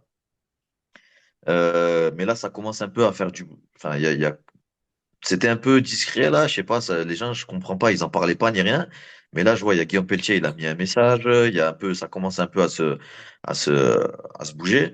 Et ouais, en effet, le COF, il nous paye pas depuis, bah, il y a toutes les cartes de décembre qui sont pas payées. Je crois que tu as deux mecs sur la carte juste avant de Clermont. T'as la carte de Nantes qui n'est pas payée. Euh, et, et du coup, on nous a promis à chaque fois, ouais, vous inquiétez pas, machin, dans une semaine, attends, il est pas là, attends ci, attends ça. Jusqu'au jour où on a reçu le courrier que j'avais posté il y a pas longtemps que ça en disant, à telle date, on va vous payer. Et finalement, rien, tu vois. Alors qu'on a commencé à creuser un petit peu, euh, euh, ben, il y a un problème entre associés. Attends, Il y a un problème entre... je me permets. Ouais. En gros, il y a trois associés dans l'orga. Il y a quelqu'un qui s'appelle Gianni, il y a quelqu'un qui s'appelle Jérôme, et le troisième Jérôme, c'est Jérôme le Banner. Et grosso modo, il y a une discorde entre Gianni et Jérôme. Et moi, ce que je trouve problématique, mais après, j'y reviendrai pour expliquer, il y a une sorte de guerre intestinale qui fait que bah, l'un et l'autre ont récupéré leur bille ou peu importe. Mais derrière, vous avez des combattants qui ne sont pas payés. Je te laisse la suite et après, Ouais, j'irai en profondeur. ouais, Et, ouais, ouais. Amine, moi j'ai une petite Ouais. question. Lorsque ça se passait bien en COF, généralement, vous étiez payé combien de temps après le Ben, combat? c'est ça le truc, c'est que ça se passait bien, tu vois. Franchement, le COF, Ouais. c'est dommage parce que c'était une très belle organisation. Ouais, ça On montait bien. s'entend. Ça Ouais, montait bien. franchement, franchement, on s'y sentait bien, ils te mettaient à l'aise. Il y avait pas de, ils se prenaient pas la tête, tu vois. Mhm. Franchement, c'était bien géré, tu vois, c'était familial, c'était cool. Ils nous payaient, allez, en temps et en heure, tu sais, un ou deux jours près, on a toujours été payés. Et la preuve. Le truc, c'est que tu vois, par exemple, moi, sur un de mes gars qui n'a pas été payé, donc Ryan Chaeb, là, voilà, tu vois, tellement j'étais sûr que le COF payait, lui, il avait prévu ça dans son budget, il devait partir en vacances, il avait besoin d'un peu de thunes. Donc moi, ça, je me suis dit, bon, bah, c'est bon, ils vont le payer. Il m'a dit, ouais, s'il te plaît, avance-moi la thune, ils vont toujours pas payer. Voilà, je lui ai passé, bon, on parle de 2000, je crois, 2000 ou 2000, je sais même plus, 2000 ou 2500 ou 2000 balles, je sais même plus. Mhm. Je lui ai passé, du coup, moi, je me retrouve en porte-à-faux avec mon combattant. Je lui ai passé la thune pour qu'il parte en vacances. Du coup, lui, il peut pas me rembourser parce qu'il n'a pas été payé. Et tu vois, ça fait un petit problème entre nous. Il va devoir me rembourser, mais il n'a pas la thune. Peut-être que prochainement, il va combattre gratuit. Tu vois, il y a Ouais, des choses ça. comme ça que eux peuvent pas savoir. Mais il faut savoir qu'un combattant, tu vois, en général, euh, c'est pas, à part Mika, qui gagne très très bien sa vie et qui combat, tu vois. À part lui, il y a des mecs, tu vois, ils attendent ça pour combattre. Et Et puis c'est même, vrai, tu vois. c'est un investissement, même une préparation en termes de. Voilà, Ouais, c'est un investissement. en dehors de ça, il y a la supplémentation, la préparation physique, ce que tu vas donner à ton coach. Parce que moi, j'y perds aussi en tant que coach, je perds mon pourcentage. Quand je vais là-bas, tu vois, la bouffe, le machin, à droite à gauche, tu perds de la thune. Je travaille pas pendant une semaine. Ouais. Tu vois, je rentre pas de la thune, je laisse ma famille. Enfin bref, eux, peut-être qu'ils le voient pas tout ça. Et ce qu'il y a, c'est que maintenant, euh, moi, en tant que... Alors, heureusement, sur les premiers que j'ai mis, parce que j'ai fourni beaucoup de combattants au COF, les premiers que j'ai mis, ils ont payé. Là, j'en ai deux qui sont pas payés. Il y a Tahar Ratbi, qui est un pote à moi non plus, qui n'est pas payé. Ça commence à, tu vois. Ouais, ouais. Bah, mais Et Guillaume, en Tahar, il fait. prend pas, ouais, il Ouais. prend pas, c'est pas une petite somme, tu vois. Donc, à mon avis, ouais. Et Et t'as même des Guillaume gars qui comme a. Qui? Antea qui n'a pas été payé, il y a des gars comme la BTT qui n'ont pas été payés, et moi je vais même plus loin, et c'est pour ça aussi que je trouve que le problème il est vraiment problématique, c'est-à-dire que le COF, moi j'ai vraiment travaillé avec eux sur les cartes, etc. C'est-à-dire que JB il faisait un gros travail sur le match making, et derrière j'étais sollicité pour valider ou pas certains combats, mais tu vois, il y a des gars que je suis parti convaincre comme Oussama Rahim, j'ai essayé de le Mhm. convaincre d'aller signer là-bas et il y en a plein comme ça. Et c'est vrai que ces gars-là, ils viennent me voir, ils me disent, ouais, attends, je devais combattre, c'est annulé. En plus, il y a des gens qui sont pas payés et ça me met en porte-à-faux, ça aussi. Et Et surtout que t'as rencontré derrière, des problèmes, Mika, toi, au sein du COF? non, bah moi, moi, c'est comme, je suis même pas à plaindre en vrai. Même si j'ai une facture d'impayé, ça correspond pas à d'une, j'ai pas fait les efforts d'un combattant Mhm. et ça serait malvenu de ma part de me plaindre. Mais par exemple, tu vois, moi, ce que je trouve dommage, c'est qu'aujourd'hui, tu as des dirigeants qui se séparent et tu as des bruits de couloir qui disent que ces mêmes mecs-là, ils sont déjà en train de remonter une autre structure. Ouais, Ouais, mais c'est ce ça, que j'ai entendu, moi aussi. ouais, ouais. Ouais, ouais, Et tu ben, vois, moi, on m'a déjà contacté pour mettre des gars sur cette nouvelle structure, tu vois. Ah ouais, c'est fou, C'est hein. ouf. Mais jamais de la après, vie. c'est C'est quoi le nom Ouais. de la structure, exactement. Yamine? Super League. Et ça, ils sont grillés. Non, mais Bon, bon. et le Ah pire, ouais, mais c'est là. ils remontent, ils vont remonter la structure sur le nom de Jérôme Le Banner. Et tu vois, c'est pas normal non plus parce que quand tu montes une structure, le coffre sur le nom de Jérôme Le Banner, en fait, c'est un gage de garantie. Ça veut dire que les gens, ils ont confiance en l'image de Jérôme Le Banner. Et c'est, tu vois, ça aussi, c'est pas logique. Les mecs, ils se retirent, ils ouvrent une autre orga à côté et l'ardoise finit. Ouais, C'est pas mais normal. jamais de la vie, ça va pas se passer comme ça. Il faut savoir que là, ils ont un caillou dans la chaussure Ouais. et on va pas lâcher, tu vois ce que je veux dire? Nous, bon, là, on le fait gentiment, machin et tout, mais on a ça s'appelle le respect, tu vois. Qui jouent les procéduriers avec, je sais pas, moi, avec leurs prestataires de service et tout, ils font ce qu'ils veulent. Mais après, il y a des combattants, il y a des gens qui sont venus, ils nous ont demandé de faire certaines choses. On est venu, on a fait le poids, on s'est déplacé, on a respecté, on a fait les combats. Moi, j'ai un mec comme Malek qui était sur Ben Moussa, qui était sur deux KO, qui était sur une phase. Il devait prendre Damien Pelletier de chez H. Le combat se fait pas. Je sais pas pourquoi, parce que juste après, il a combattu au KSW. Enfin bref, le combat se fait pas. Il nous trouve un mec dernière minute. Je vois que le mec, il est chaud. Moi, j'étais pas chaud pour le faire. Après, tu connais les combattants. Vas-y, c'est bon, j'ai fait le poids, je veux, j'ai besoin de thunes. Vas-y, c'est pas grave. Tu vois, le mec, au final, Ouais. il a risqué son truc. Il a pris un KO. Mon gars, il a pris un KO au deuxième round. Et au plus de ça, il est pas payé, tu vois. Ouais. Et encore quand tu gagnes, bon, ben écoute, allez, tu vois, quand c'est des Au moins, petites tu peux sommes, avancer, signer ailleurs. voilà, c'est des petites sommes. Mais là, tu te prends un rouge, tu prends un KO, moralement, tu sais pas. Et en plus de ça, on te dit, t'es pas payé, tu vois. Ça Non, fait là, beaucoup, hein, parce que là, Guillaume aussi, il a réagi. Il hein. a mis une story en disant, aujourd'hui, presque 10 combattants de la BTT n'ont pas été payés par le COF. Je sais que les patrons verront cette story. J'aimerais régler ce problème à l'amiable. Donc, merci de me contacter avant de passer au plan B. Mais Euh, même au-delà de ça, moi, il y a quand même quelque chose que je trouve le plus logique possible quand tu es un organisateur.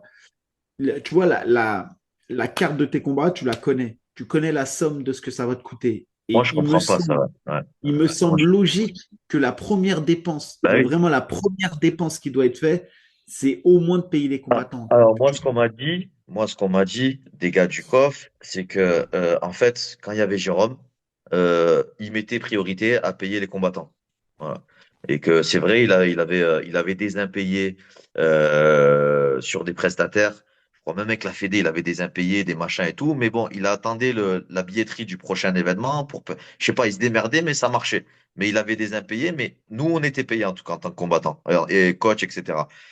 Et apparemment, il y a eu, je sais pas ce qu'il y a eu entre eux. Et le deuxième, là, il est venu. Et puis lui, il a dit non, non, on va pas, on va rembourser d'abord les prestataires parce qu'on doit des ardoises aux hôtels. Enfin, on a une ardoise à l'hôtel, à la fédération, machin et tout. Donc, il a mis en stand-by. Mais quand c'est comme ça, tu as un événement qui saute, t'as pas une billetterie qui arrive. Du coup, ça y est, tu vois, t'as de suite C'est la tête sous fini, l'eau. l'effet boule de neige, ouais. Ah oui, t'as de suite la tête sous l'eau. Et, Et et c'est quoi on va dire les solutions que vous allez prendre? Et juste une petite question. Toi, tu es directement en contact avec l'un des dirigeants, avec le Alors moi, ils m'ont matchmaker, comment ça passé. se Ouais, passe? moi, j'étais dirigé. Enfin, au début, avec. Et ce qui me fait chier, tu vois, c'est que pareil, JB Shelby, c'est quelqu'un que j'apprécie, c'est quelqu'un avec qui je Ouais? travaille et tout. Mais au final, tu vois, lui, il est pour rien, Ouais, ils se peut-être, retrouvent mais entre les deux, ouais, mais ouais. il est quand même impliqué, tu vois, parce que c'est lui qui nous envoie les contrats, c'est avec lui qu'on négocie, c'est avec lui. Tu vois ce que je veux dire? Mhm. Donc, ça fait chier, tu vois. Après, ça nique des relations. Et voilà. Alors après, au début, je parlais avec lui. Après, on m'a passé quelqu'un qui s'appelle Valentin, qui soi-disant va reprendre. Alors lui, on a parlé avec lui. Sur le principe, ce qu'il m'a raconté, c'était intéressant, qu'il avait retrouvé des investisseurs, qu'ils allaient repartir sur un coffre amateur et un coffre pro, que ça devait rouler, mais que le paiement des investisseurs n'est pas arrivé parce qu'ils étaient en vacances. Ouais, bref, virement, tu sais, ça se fait d'un téléphone maintenant. Enfin bref. Ouais. Ça, ils nous ont dit, ouais, attends 2 semaines. Ben, là, on est dans les 2 semaines, tu vois. On est dans les 2 semaines. Ça, c'était le 15 février qu'on nous a dit ça, jour à laquelle on devait être payé par rapport au courrier qu'ils nous avaient envoyé. Donc là, on est début mars, il n'y a rien, tu vois. Après, on m'a passé un autre gars qui, lui, s'occupe des paiements, des machins, mais on me passe des gars, ils n'ont pas de pouvoir, tu vois. Donc, maintenant, Et, ce qui va se passer, ouais, maintenant, c'est que, bon, voilà, Guillaume, il a dit avant de passer au plan B, mais peut-être qu'on n'a pas tous le même plan B, tu vois. Donc, et il y pourquoi a différents pas plans. tous se concerter et prendre un avocat et... Oui, oui, ça, on va le faire. Ça, on va le faire. Mais bon, tu vois, Non, mais moi, par exemple, déjà la réalité, c'est aussi comme tu l'as fait. Je pense après, tu vois, il faut rester. Mais le fait qu'on sache déjà qu'il y a une autre organisation qui se monte avec l'un des anciens dirigeants, bah, tu vois, ça aussi, c'est eh, ça, presque. mais ça, Donc, ça me on va paraît pas, illogique. on va pas, ouais, mais ça, on va pas le laisser faire, frérot. C'est interdit, ça. Tu vois ce que je veux dire? De toute façon, c'est pas possible de monter. Parce que, en fait, si tu veux, Jérôme, là, il est autant responsable que c'est pas parce qu'il s'en va, tu vois ce que je veux dire? C'est pas, moi, j'ai vu que lui, le Gianni, je l'ai vu une fois sur un coffre, hein. C'était lui qui nous accueillait, c'est lui le président, je crois que c'est lui qui a encore des parts là-dedans, tu vois. Donc lui, il est autant responsable que l'autre, tu vois. C'est pas, il s'en va, ouais, moi, j'ai plus rien à voir, démerdez-vous avec eux. Non, non. Contractuellement, toi, tu nous as envoyé des contrats, tu étais là, tu étais, je sais pas, gérant ou je sais pas ce que tu étais, mais tu étais là, tu vois. Donc, tu vas pas partir faire une ligue et remonter un autre truc, c'est pas possible, ça. Tu vois, ça, c'est clair, Ouais, on va pas laisser faire, tu vois. On va bloquer, on va en faire blocus à l'entrée. Il va falloir qu'ils payent un service de sécurité de ouf pour nous arrêter, tu vois. Parce que, ah ouais, non, mais frère, on va pas se... C'est pas, en fait, à un moment donné, c'est même plus une question de thune, tu vois. Ouais, Parce c'est que par là, on parle, principe. moi, j'ai un gars, il prend 2000, l'autre, il prend 2005. Tu vois, c'est pas question de ça. Même si ça reste de l'argent, c'est une question de principe De et de principe, respect, tu ouais. vois. Voilà. Je vais pas faire le gars, mais voilà. On se fait pas marcher dessus tous les jours dans la vie par des méchants, frère. C'est pas maintenant des gens qui vont nous mettre à l'amende, tu vois. Alors que nous, on est correct, gentil, respectueux et on fait les choses carrées. Donc, faut vraiment qu'ils se débarrassent. Et de toute façon, s'ils veulent monter une autre ligue, il faut d'abord qu'ils payent les combattants. Sinon, comment ils vont faire pour mettre des combattants? Même en termes de mais après, confiance. on est d'accord, que tous ceux qui travailleront sur cette ligue, bah, quelque part, en tout cas, ils acceptent la situation. C'est aussi comme ça qu'il faut voir la chose. C'est-à-dire que C'est vrai. maintenant, on peut pas Ils dire qu'on ne cautionnent. savait pas. Ils Et donc, cautionnent. du coup, C'est vrai. tous les gars, je sais pas c'est quoi l'écosystème de cette team encore, mais il faut savoir que le matchmaker qui travaillera pour eux, ou comment dirais-je, ou même les teams qui enverront des combattants là-bas, bah, il faut avoir en tête que c'est le gars qui a laissé une ardoise, enfin, pas forcément lui, hein, mais c'est en tout cas, il était Appliqué. actionnaire du COF et au moment où il est parti, bah, il y avait déjà des ardoises. Et donc, c'est pas normal que les combattants ne soient pas payés et derrière de refaire une nouvelle organisation, c'est tout. Ah oui. Ouais, Ah bah, oui. en tout cas, on espère que ça va s'arranger, hein, parce que je pense que même eux, de leur côté, ils doivent pas être dans une situation. T'as Voilà, vu, c'est dans, une t'as situation vu délicate. dans toutes les orgas, t'as un peu de retard de paiement, t'as Mhm. machin, tu vois. Mais quand t'es transparent, pas de souci, tu vois. Il y a toujours eu un peu, voilà, un peu de retard, de machin, mais au final, on a toujours été payé en vrai, tu vois. Mhm. Euh, donc, si au moins on nous dit les choses vraies, mais qu'on nous balade pas, tu vois. Moi, je préfère qu'on me dit, écoute, on va pas te payer. Tu vois, je préfère qu'on te le dise, qu'on laisse à chaque fois, on m'envoie un mec, ouais, attends, il y a ci, attends, il y a ça, attends 2 semaines, attends, il y a les investisseurs, attends, si. Ah, ça Ouais. sent pas bon, tu vois. Après, il y a aussi un autre média hein, qui a relayé l'info, quand même, je tiens à le souligner, c'est MMA Propagande, aussi, qui Au Twitter, ont ouais. une grosse communauté sur Twitter. Et ils l'ont relayé l'information. Et je pense que plus on sera à la relayer et plus vous aurez des chances d'être payé. En tout cas, moi, je le redis, en Pologne, c'est comme ça que j'ai été payé, c'est grâce à des médias. Et Ouais. d'ailleurs, le média, je l'ai re-rencontré quand j'ai combattu au KSW à Paris. Je l'ai remercié. Ben, mais ça, l'organisation, elle existe encore, hein, le PLMMA. Ouais, ouais. Ouais, Ça se ouais. fait dans un ring parfois, ça aussi. Je sais pas à Si, l'époque, si, c'était dans le une cage. PLMMA, Zoumana, il avait combattu là-bas, tu sais, celui qui combattait à la Academy, là, au PLMMA. Mais en tout cas, on espère que ça va s'arranger, que tout le monde va pouvoir être payé et avancer. Donc, Amine, je sais pas si tu as d'autres choses à rajouter. Une petite menace pour finir. Je rigole. Non, non. Je Non, non, rigole. non, non, pas de menace, que des promesses. Non, non, non, pas de menace, mais bon, voilà, faut être carré avec les gens. Moi, comme il a dit Mika, t'as vu, demain, j'organise un événement. Si je connais le prix de ma carte, j'ai un budget pour ma carte. De toute façon, je dépasse pas le budget.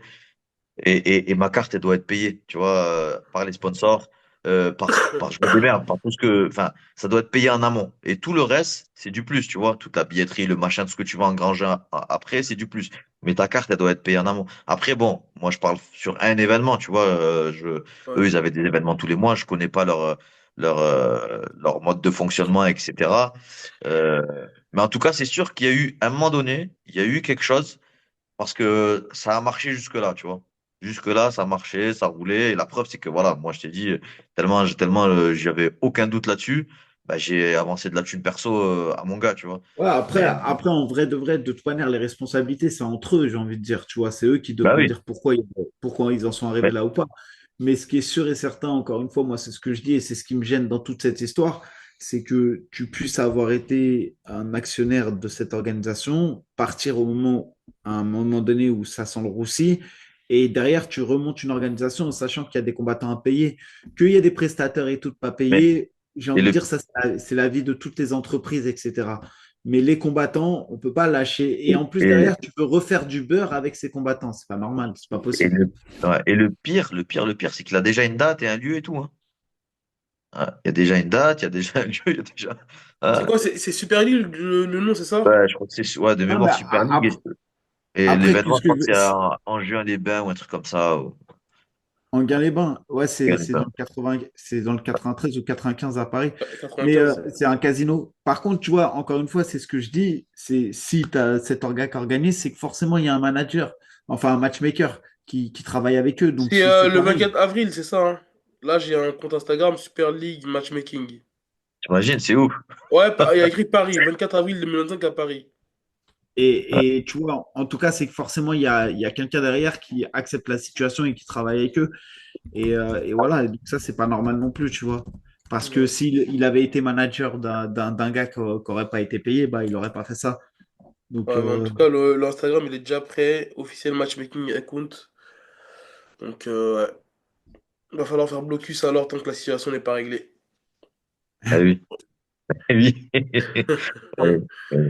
Mais d'ailleurs, j'invite tous les gars qui vont regarder et qui ne sont pas payés. J'ai créé un groupe WhatsApp avec moi, je connais pas tous les combattants qui sont pas payés, tous les problèmes et tout.